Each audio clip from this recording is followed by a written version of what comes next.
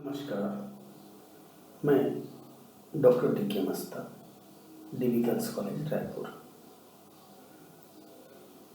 MA अर्थशास्त्र के अंतर्गत एक पेपर होता है इकोनॉमिक्स ऑफ एजुकेशन, शिक्षा का। आज हम उसी विषय पर चर्चा आरंभ करेंगे। शिक्षा का अर्थशास्त्र के अंतर्गत सबसे पहले हम ये जानना चाहेंगे, शिक्षा, हम सब लोग जानते हैं शिक्षा क्या है, आमतौर पे हम सबको एक आइडिया है। अर्थशास्त्र भी हम जानते हैं, मगर शिक्षा का अर्थशास्त्र क्या है?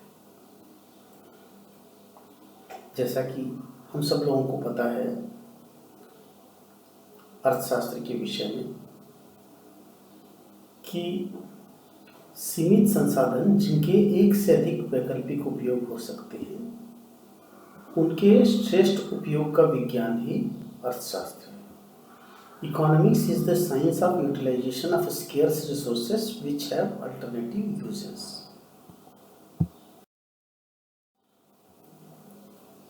हम सब लोगों को ये बात पता है कि व्यक्तिगत और सामाजिक स्तर पर बहुत सारे संसाधनों का उपयोग शिक्षा के लिए किया जाता है।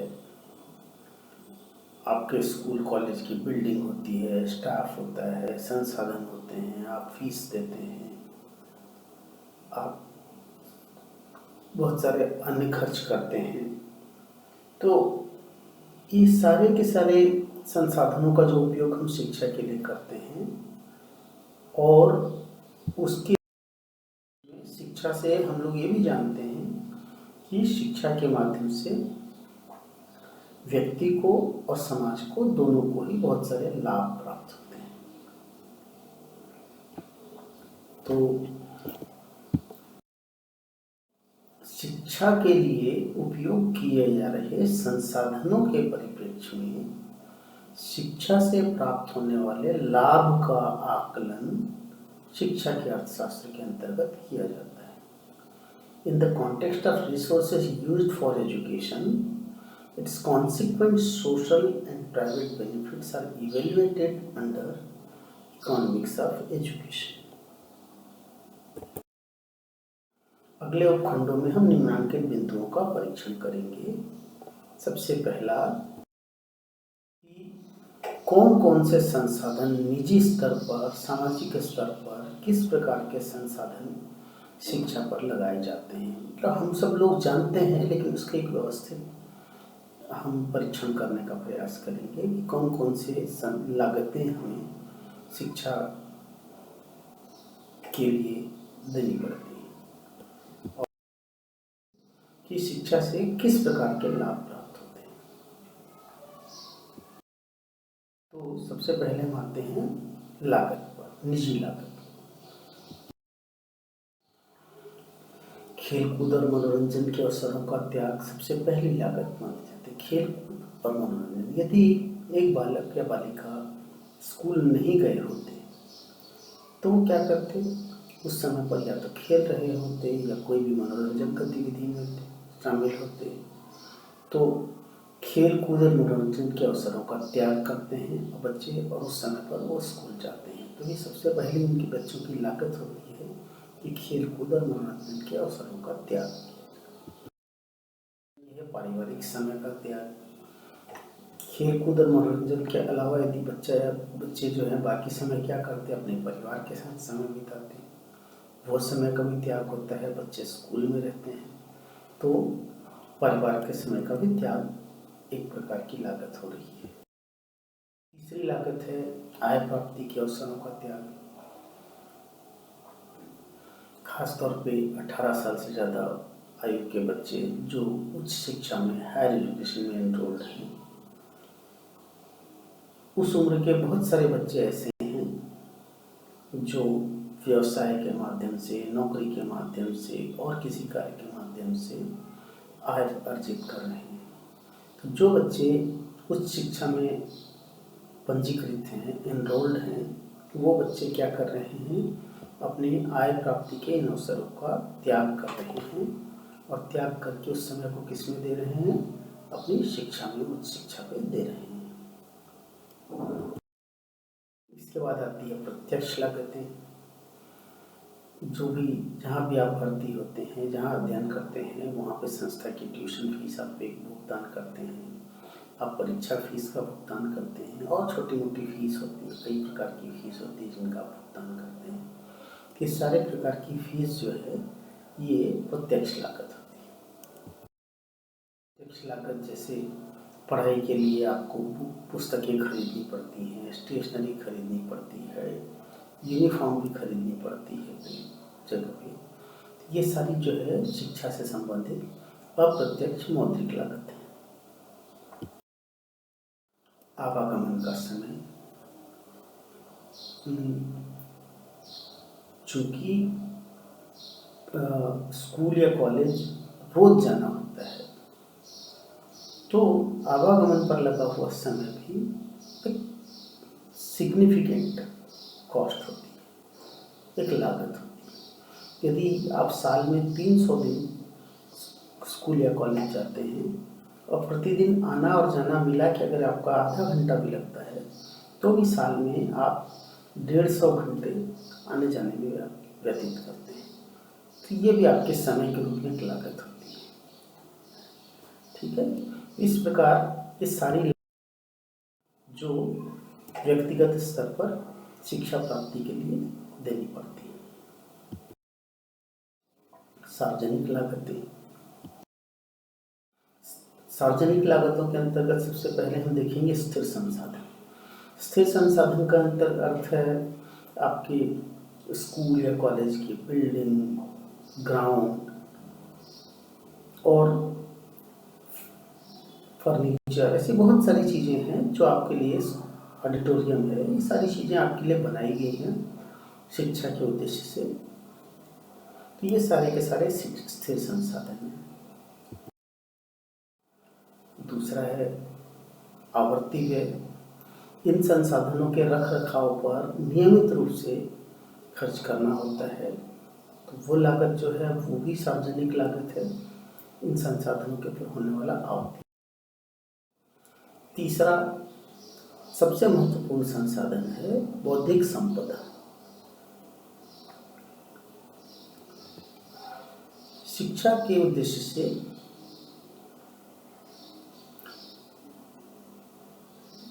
समाज के प्रबुद्ध वर्ग को, पढ़ने लिखने में जो बहुत अच्छे होते हैं, उन्हीं लोगों को शिक्षा के कार्य के लिए चुना जाता है, और इस प्रकार शैक्षणिक संस्थाओं में समाज की बौद्धिक संपदा को रखा जाता है पढ़ाने के उद्देश्य से। तो ये भी उस एक पब्लिक कॉस्ट है, सार्वजनिक लागत है, सामाजिक लागत है, आपको यह शिक्षा प्रदान कर। अगला है सहयोग व्यवस्था। आपकी संस्था में शिक्षकों के अलावा बहुत से और स्टाफ होते हैं, जैसे क्लर्क हैं, प्यून हैं, सफाई कर्मचारी हैं, ऐसे बहुत सारे कर्मचारी हैं जो एक सहयोग व्यवस्था, एक सपोर्ट सिस्टम बनाते हैं, जिस सपोर्ट सिस्टम के बगैर अध्यापन कार्य संभव ही नहीं हो सकता। तो ये सहयोग व्यवस्था बनाने वाले लोग भी हमारे सिस्टम का एक अभिन्न अंग है, और इन पर होने वाला व्यय जो है वह भी सार्वजनिक लागत है। अगली महत्वपूर्ण लागत है नियामक और नियंत्रण व्यवस्था। नियामक व्यवस्था का अर्थ है जैसे उच्च शिक्षा के क्षेत्र में यूजीसी है, और यूजीसी, एआईसीटी और India council of technical education, इस प्रकार की संस्थाएं जो हैं वो शिक्षा के क्षेत्र में नियामक की भूमिका का निर्वहन करते हैं, और इनके साथ ही नियंत्रण व्यवस्था भी होती है। जैसे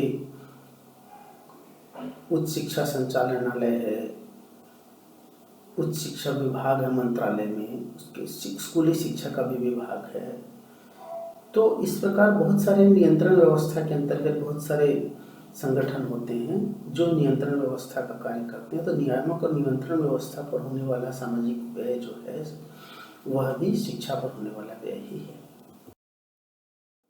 सकल घरेलू उत्पाद का त्याग, यदि हमारा युवा वर्ग उच्च शिक्षा में पंजीकृत होने की जगह, एनरोल होने की जगह यदि कोई अन्य आर्थिक रूप से उत्पादक गतिविधि में शामिल होता तो उससे वो कुछ भी उत्पादन कार्य करते जो जीडीपी में जुड़ता, सकल घरेलू उत्पाद में जुड़ता। परंतु चूंकि वो उस समय का उपयोग शिक्षा प्राप्त करने में कर रहे हैं, तो जो सकल घरेलू उत्पाद पे उनका योगदान हो सकता था और नहीं हुआ, उस योगदान का त्याग जो है वो समाज कर रहा है। तो यह भी एक सामाजिक लागत है। इस प्रकार ये सारी सार्वजनिक लागतें, सामाजिक लागतें हैं शिक्षा के ऊपर होने वाली। अब हम इसके बाद आते हैं लाभ पर। शिक्षा से किस प्रकार के लाभ प्राप्त होते हैं?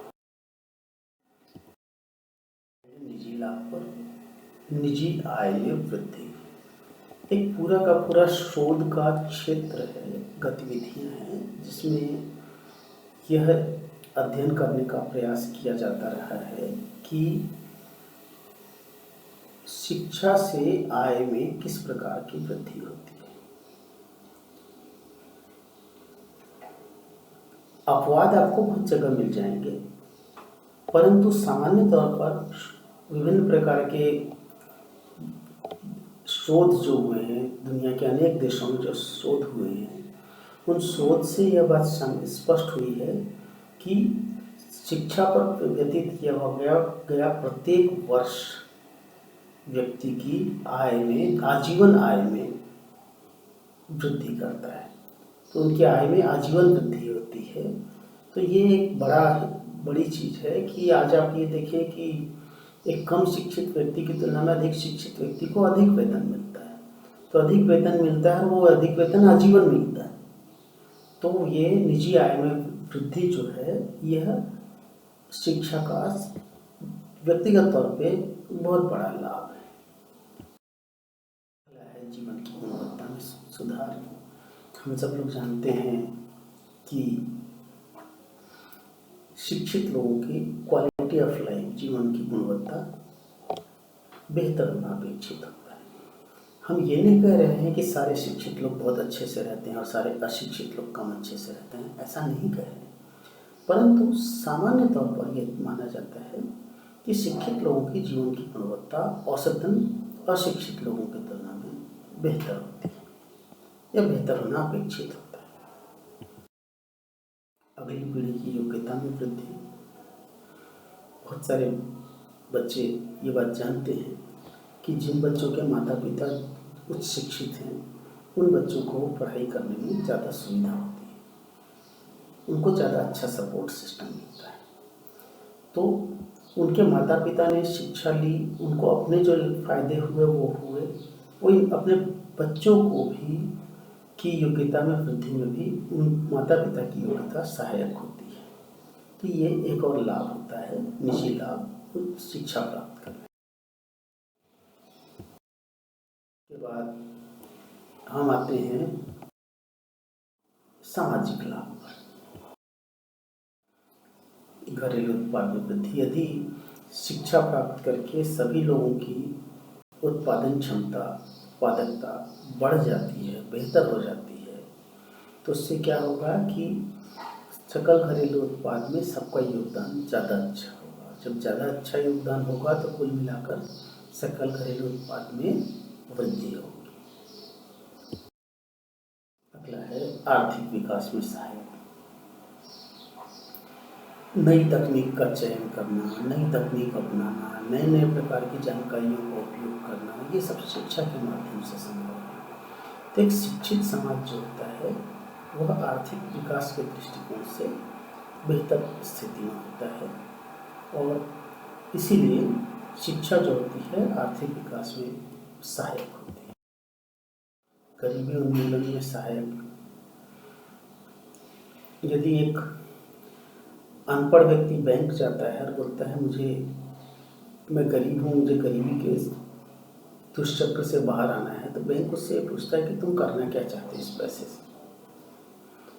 जब आप शिक्षित होते हैं तो आपके पास उस पैसे से कुछ करने के ऑप्शंस बढ़ जाते हैं। आप प्रशिक्षण ले सकते हैं, आप नई नई कुछ चीज़ें सोच सकते हैं, आपके सोचने समझने की क्षमता बेहतर होती है, तो आप किसी भी प्रकार की सहायता का आप बेहतर उपयोग कर पाते हैं। और इस प्रकार आप गरीबी से जो भी बाहर निकलने में, गरीबी के दुष्चक्र से बाहर निकलने में शिक्षा बहुत बड़ी सहायक होती है। अपराध दर में कमी। हम फिर से ये बात रिपीट करते हैं कि ऐसा नहीं है कि शिक्षित लोग अपराधी नहीं होते या अशिक्षित लोग अपराधी होते हैं, ऐसा कुछ नहीं है। परंतु सामान्य रूप से ये देखा गया है कि शिक्षित समाज में अपराध की दर अशिक्षित समाज की अपेक्षा कम होती है। शिक्षित लोग जो हैं वो कम अपराध, औसतन कम अपराध होते हैं शिक्षित समाज में, तो उससे समाज में पीस होती है, अपराध। और अगले बिंदु के रूप में समाज में सद्भाव, गुणवत्ता आती है। हम लोग कहीं भी मकान लेने जाते हैं, खरीदने जाते हैं, किराए से रहने जाते हैं, लोग पूछते हैं आसपास में कैसे लोग रहते हैं, तो आप क्या कहते हैं, या आप क्या सुनते हैं सामान्यतः जो जवाब में, कि आसपास में सब पढ़े लिखे लोग हैं, शिक्षित लोग हैं। तो जब शिक्षित लोग होते हैं तो आपस में सद्भाव बेहतर होने की अपेक्षा होती है, जीवन की गुणवत्ता बेहतर होने की अपेक्षा होती है। इस प्रकार शिक्षा के माध्यम से समाज में सामाजिक सद्भाव और गुणवत्ता बेहतर होना अपेक्षित होता है।